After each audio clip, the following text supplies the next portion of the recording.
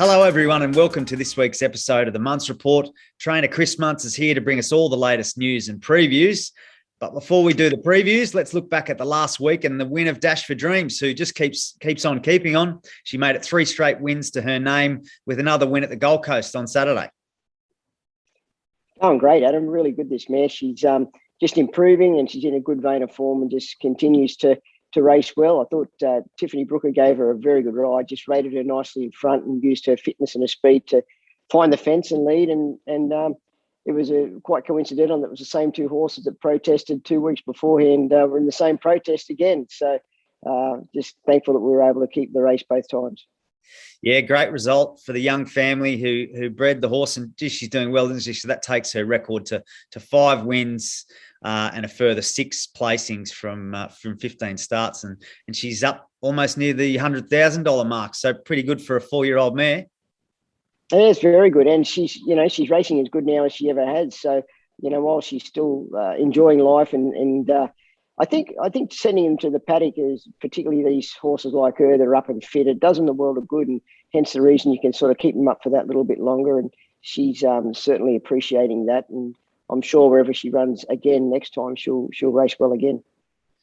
Very good. Well, that was the highlight of the last 7 days, I guess. On the Metro runners front, obviously Rhapsody Rose was the headline act last week and was well supported, but unfortunately just didn't have the race go to plan and had a torrid run, but was still a credible performance. Oh, she went super. I mean, it was just a train wreck from the get-go. Was wide and really didn't have much joy at all in running. So to be only finished, 1.9 lengths from the winner, the eventual winner who was in front on the fence getting the softest run, was no disappointing effort by her by any stretch of the imagination. I thought she raced very, very well. Yeah, sure did. And where to now for her, mate? Obviously, you spoke that you've got options with her, sort of whether it be Spring Carnival down south or the summer here. And what are you thinking with her after that run? Oh, well, look, I think the fact that she didn't win probably lends itself to having to stay here. So we'll probably nominate her for next Saturday. There's a 3-year-old 1100 at the Gold Coast next Saturday. That's probably our first option. And if I'm not happy with her when she gets back this afternoon from a few days on the grass, we'll just wait. And in another 2 weeks after that, there's a 1200 metre, which would be a month between runs, but I'd probably give her a little jump out or something in between. So she's got options there. She's got a long way to go yet till January. So I'm not really wanting to push her too much just yet.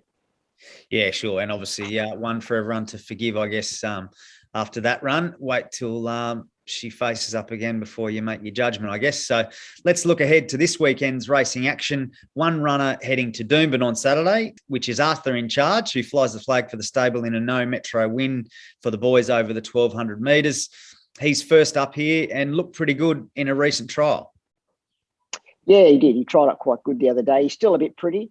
He'll go to the race a bit sort of above himself, I suppose you'd say, in condition, but he seems to race quite well, a bit fresh and on that side of things. So, look, he's drawn well. He'll have a bit of weight relief off his back. So sort of it points to him running a very good race. It's just sort of, look, he could win if he got the right sort of ride and the right luck in running. But if anything happened to go out of the ordinary, he probably, just runs a nice 4th or 5th or something like that. But he's in very good order. Okay, fair call. So probably needs things to go his way and maybe look for him further into his prep. Well, good luck to Arthur's big group of owners there. We then move over to the Gold Coast Saturday. We've got several runners entered. All sorted is entered for a fillies and mares maiden over the 1100 metres. We spoke about her last week. Obviously, was an emergency and drew wide. So she lines up here. She was 6th at the Gold Coast first up. And you were toying with the tongue tie on for the first time. Yeah, she'll wear a tongue tie on Saturday. She's a filly that I think she has got speed. We've tried to contain her before to teach her to settle and relax, but I think on Saturday we'll just let her use her speed. Let fast horses be fast, they say. So we'll do that with her on Saturday, and hopefully her fitness can hold out right through till the end.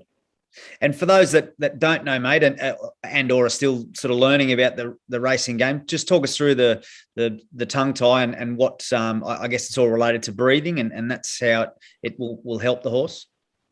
It does. It does. It's what it's the main reason that it's there for. It stops horses. Well, it used to be to stop horses getting their tongue over their bit, which a lot of horses can do from time to time as well, which means they don't get to breathe properly. But the horses that do that, we tie their tongue down, and that helps them to breathe. But there's also a theory that suggests that horses that are a bit touched in the wind, it helps them relax, and it opens their airways a bit more, so as they're able to get the full amount of oxygen into their lungs that's required. But it's a very useful tool.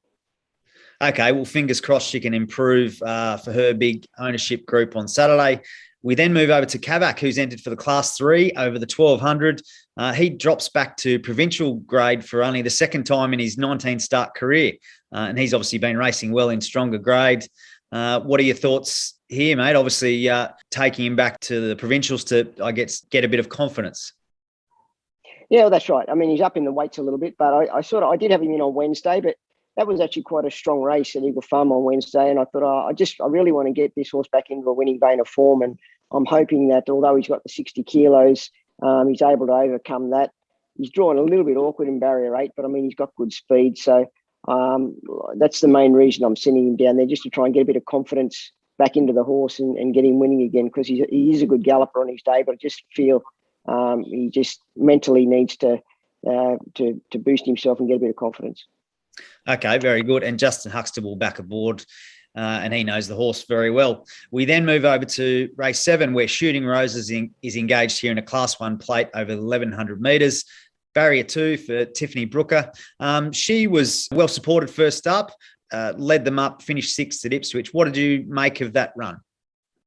Thought she was a bit pretty. The way she pulled up, she'd had a big blow, and I just sort of felt when I was watching the parade before the race, I sort of had a bit of a feeling in my stomach that then looking at her that she was a bit above herself in condition. So she's had a lot of work put into her since then. She got a couple of nice gallops under her belt. So from a good draw, I'm pretty confident she'll strip a lot fitter horse for us there on Saturday at the Gold Coast. Okay, very good. Well, sounds like a couple of runners should run well at the Gold Coast on Saturday. So good luck to all the connections there.